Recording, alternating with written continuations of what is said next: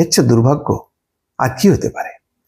আমাদের আইন শৃঙ্খলা ব্যবস্থা কত দুর্বল দেখেন তার একটা বড় প্রমাণ।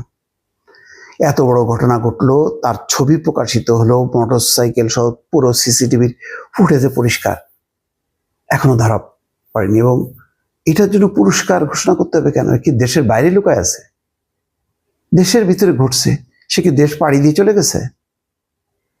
50 লাখ টাকা পুরস্কার ঘোষণা করার মধ্য দিয়ে সরকার কিন্তু একটা দুর্বলতা প্রকাশ করলো। আজকে মোটরসাইকেল শনাক্ত, মালিক সন্দেহে আটক একজন। এই খবরগুলো আমার কাছে আশাব্যঞ্জক না। আমি দেখলাম আমার সহকর্মী, সাবেক সহকর্মী মাসুদ কল বলছে পুলিশ চাইলেই পারে। পুলিশকে আসলে কি চাইছে না? পুলিশকেই বা অবিশ্বাস করি কেন? হ্যাঁ, পুলিশের শক্তি কম, সামর্থ্য কম, কিন্তু প্রযুক্তি তো পরিষ্কার, সেগুলো তো দেখা যাচ্ছে। লুকায়িত মানে আয়েশার মতন লুকায়িত না এই হামলাকারী, যার নাম দাউদ, লাস্টে ফয়সাল দাউদ, তাকে ধরা যাচ্ছে না।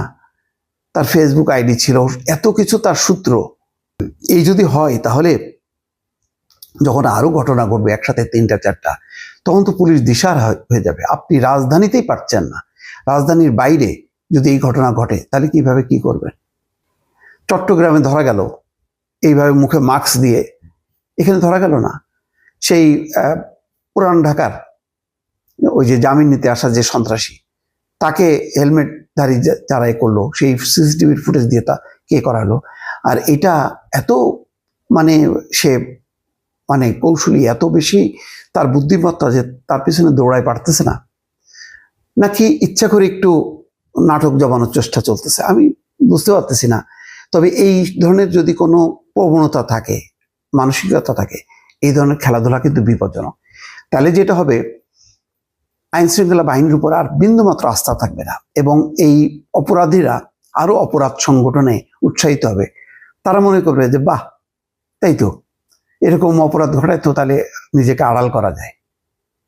আমি একটা তুলনা দিই, এই যে মোহাম্মদপুরে আয়েশাকে পাওয়া গেল, যেভাবে সে মুখ টুক ঢেকে ঢেকে, তার ঠিকানা পরিচয় মোবাইল কিচ্ছু নাই, সেই মেয়েটাকে যদি ধরা যায় মোহাম্মদপুরে যে মা মেয়ের হত্যাকারী হিসেবে অভিযুক্ত প্রধান, তো এই ফয়সাল দাউদকে ধরা এত কঠিন হয়ে যাচ্ছে কেন আমি বুঝতে পারতেছি না।